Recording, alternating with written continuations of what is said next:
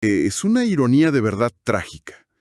O sea, los seres humanos podemos ir al cine, ver una película súper intensa sobre una plataforma petrolera explotando, Ujú. y salimos de la sala completamente horrorizados por la negligencia que acabamos de ver en la pantalla. Claro, indignados totalmente. Exacto. Pero luego, a la mañana siguiente, entramos a nuestra propia fábrica o lugar de trabajo para cometer, pues, exactamente los mismos errores. Sí, es un fenómeno psicológico fascinante, Y peligrosísimo. muy peligroso. Y de hecho, ese es el misterio central de los documentos que tenemos para nuestro análisis a fondo de hoy.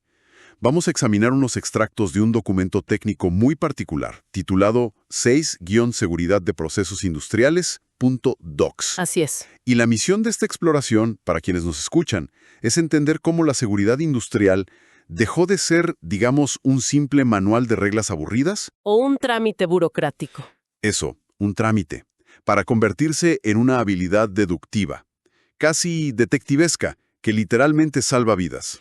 Y lo que destaca de inmediato al revisar estos extractos no es solo el contenido técnico, sino el vehículo narrativo que utiliza el autor. Uf, sí.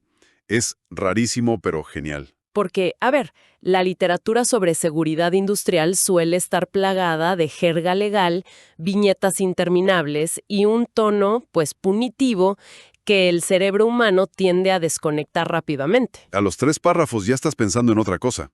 Exactamente. Sin embargo, este texto opta por un enfoque casi teatral. Introduce un personaje llamado Maestra Sabiduría Ajá. e incluso sugiere, de manera explícita en el documento, que debe sonar la clásica música de las películas de Indiana Jones de fondo mientras ella imparte sus lecciones. A ver, vamos a desempacar esto, porque esa elección estilística me parece fantástica. O sea, utilizar la banda sonora de un arqueólogo que esquiva flechas envenenadas, Y trampas mortales. sí, establece un marco mental completamente distinto.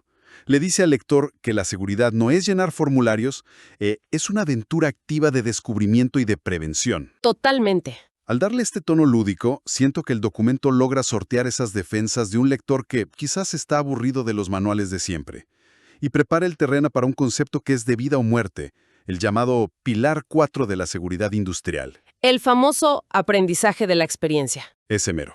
¿Pero qué significa realmente? Pues mira, el uso de esta narrativa y de la figura de la maestra sabiduría tiene un propósito cognitivo súper profundo. El cerebro retiene la información de manera mucho más efectiva cuando está anclada a una historia o a una emoción. Claro, en lugar de una lista de cumplimiento normativo que nadie lee. Exacto.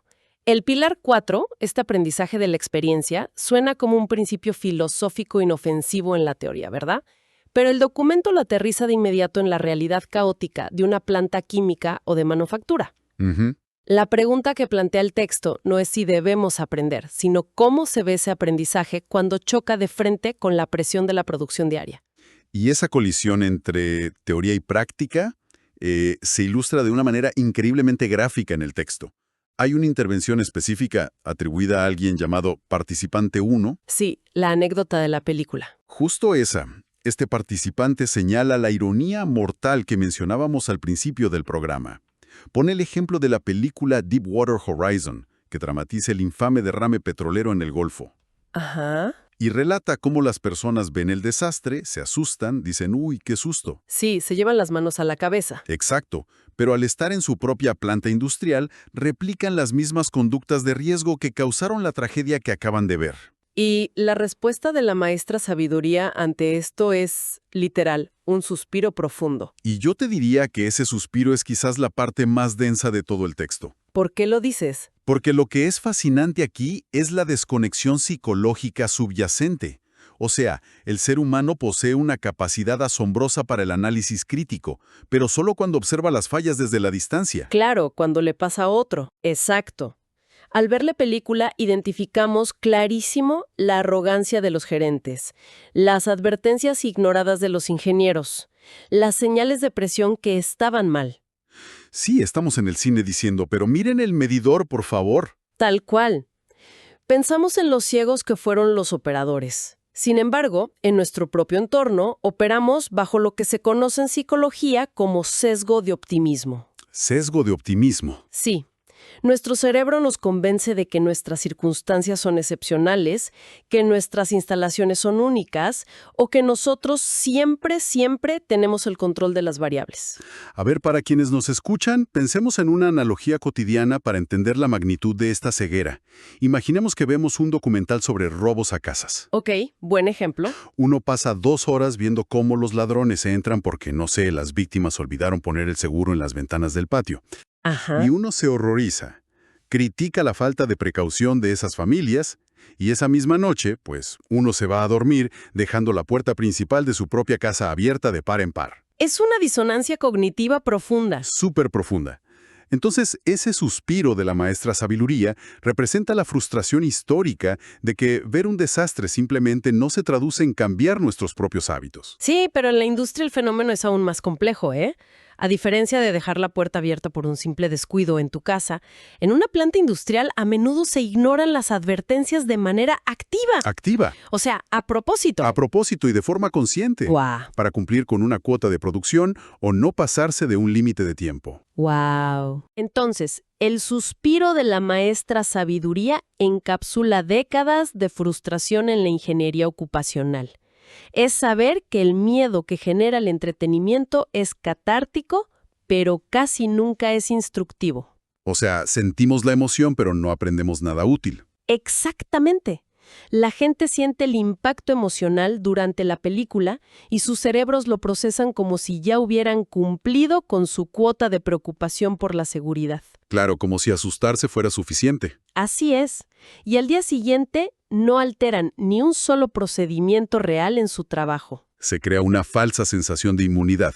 Y me imagino que esto introduce un mecanismo peligrosísimo en cualquier trabajo, que es la normalización de la desviación, Exacto. La normalización de la desviación. que es básicamente cuando las malas prácticas o los errorcitos se vuelven la norma porque, pues, hasta ahora no ha pasado nada grave, ¿no? Ese es exactamente el peligro de la repetición constante sin consecuencias inmediatas. Si cruzamos una avenida de alto tráfico con los ojos vendados durante 30 días Ajá. y logramos llegar al otro lado ilesos, la conclusión humana natural no es, vaya, tuvimos una suerte estadísticamente improbable. Jaja, claro que no. Uno dice, soy invencible. Exacto. La conclusión que el cerebro adopta es, cruzar a ciegas es un método seguro. La desviación de la norma se convierte en la nueva norma. ¡Qué miedo! Y por eso el suspiro de la maestra sabiduría. Porque ella reconoce que eventualmente la suerte se agota y la estadística cobra su deuda. Siempre lo hace. Entonces, a ver, si el impacto de ver desastres históricos en Hollywood no logra alterar nuestros malos hábitos diarios, la gran pregunta es, ¿qué necesitamos observar para realmente cambiar? Y el documento no deja esto en el aire. Para nada. De hecho, establece una recomendación imperativa a través de una de las frases más tajantes de esta maestra sabiduría.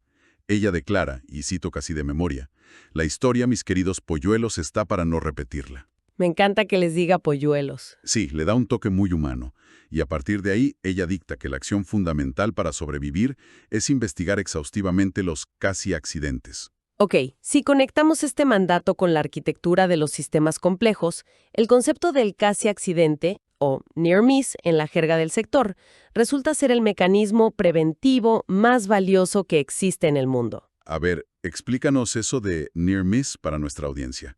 Un casi accidente es un evento que poseía absolutamente todas las variables necesarias para desencadenar una fatalidad, una explosión o una pérdida de millones de dólares. Ok, Una fracción de segundo o por una mínima intervención del azar no concluyó en tragedia. La historia de los desastres industriales nunca es un evento aislado que surge de la nada. no es como que la fábrica explote de un día para otro, porque sí. Nunca, siempre es el resultado final de cientos de pequeñas advertencias previas que fueron sistemáticamente ignoradas. O sea, son esencialmente los ensayos generales del desastre. Es una manera muy precisa de verlo.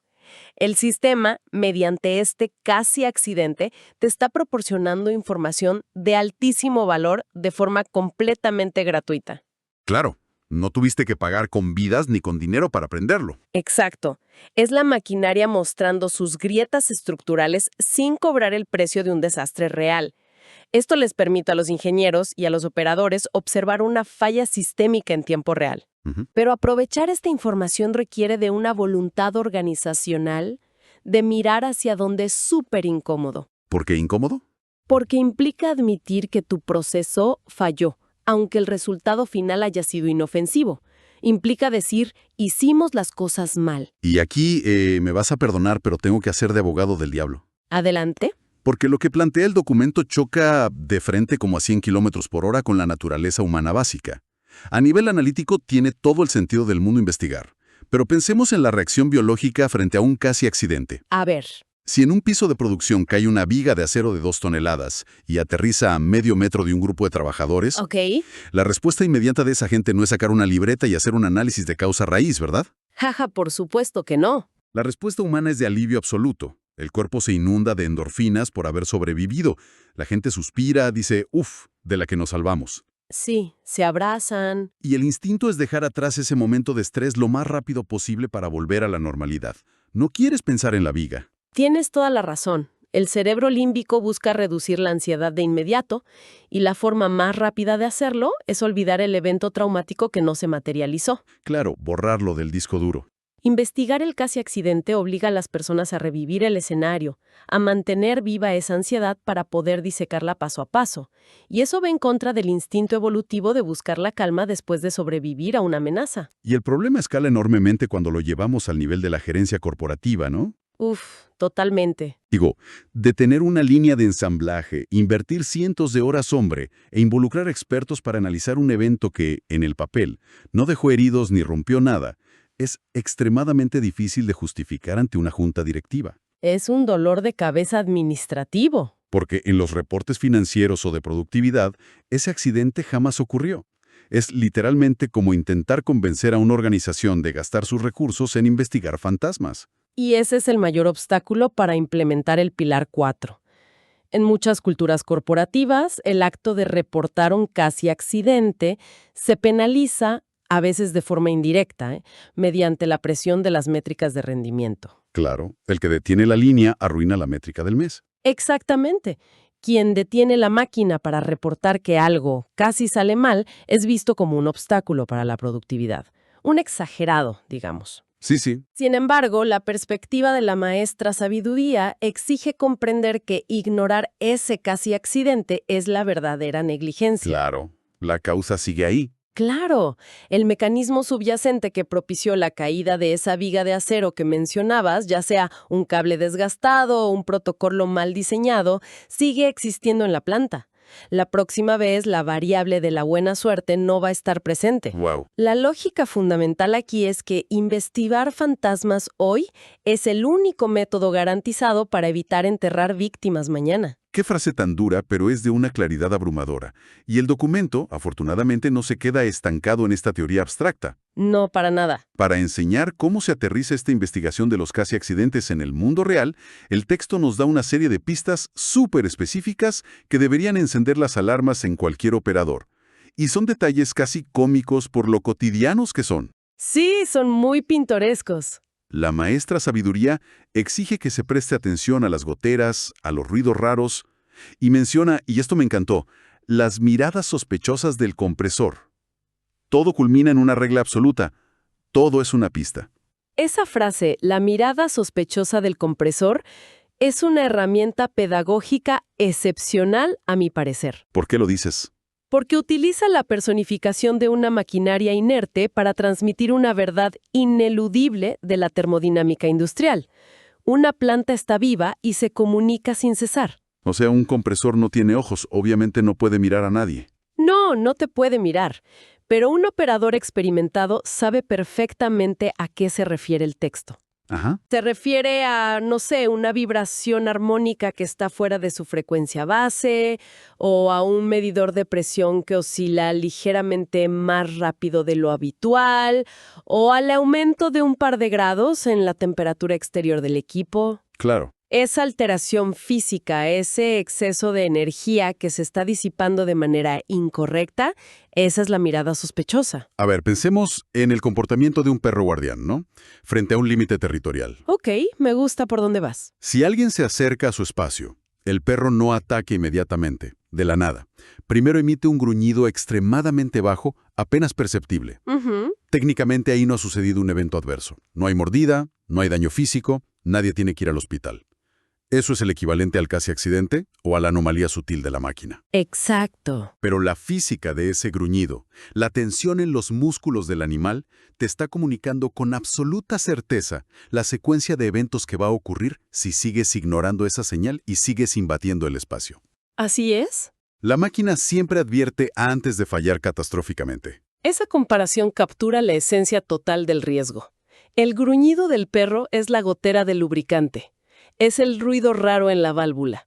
Si un equipo de trabajo decide ignorar ese gruñido, argumentando, bueno, al final no nos mordió, están cometiendo un error fatal en su evaluación de riesgos. Totalmente. Porque la maquinaria industrial opera bajo leyes físicas que no ocultan secretos.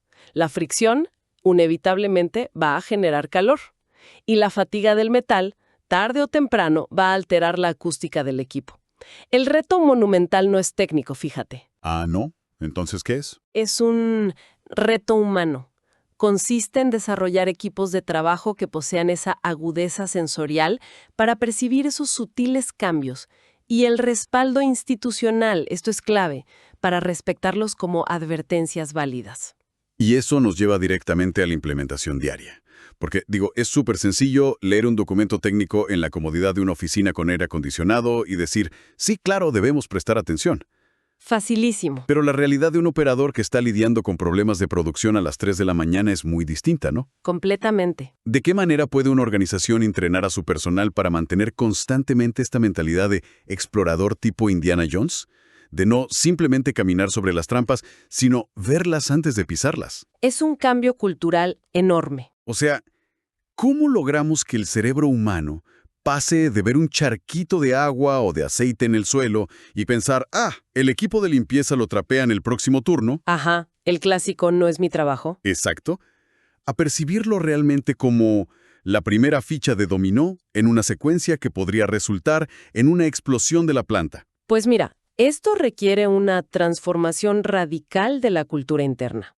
Para adoptar esta mentalidad de la maestra sabiduría, la curiosidad operativa debe ser recompensada por el sistema. Premiar la curiosidad. Sí, el personal debe operar en un entorno de seguridad psicológica, donde si alguien detiene un proceso de manufactura millonario solo porque la bomba centrífuga tiene un sonido inusual, eso se celebre como un acto de prevención crítica. En lugar de que lo regañen o lo respidan por el retraso. Exactamente.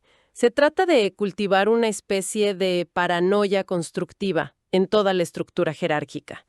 El objetivo es que el trabajador deje de ver una gotera como un problemita de limpieza y empiece a formular preguntas de ingeniería. ¿Cómo qué preguntas? Pues, ¿por qué hay presencia de fluido fuera de un sistema que debería estar herméticamente cerrado en este momento y en esta ubicación exacta?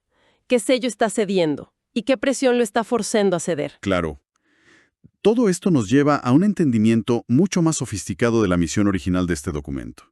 O sea, el famoso Pilar 4, el aprendizaje de la experiencia, no tiene absolutamente nada que ver con realizar autopsias a los escombros una vez que la fábrica ya explotó. Para nada. Llegar a los escombros es haber fracasado. Exacto.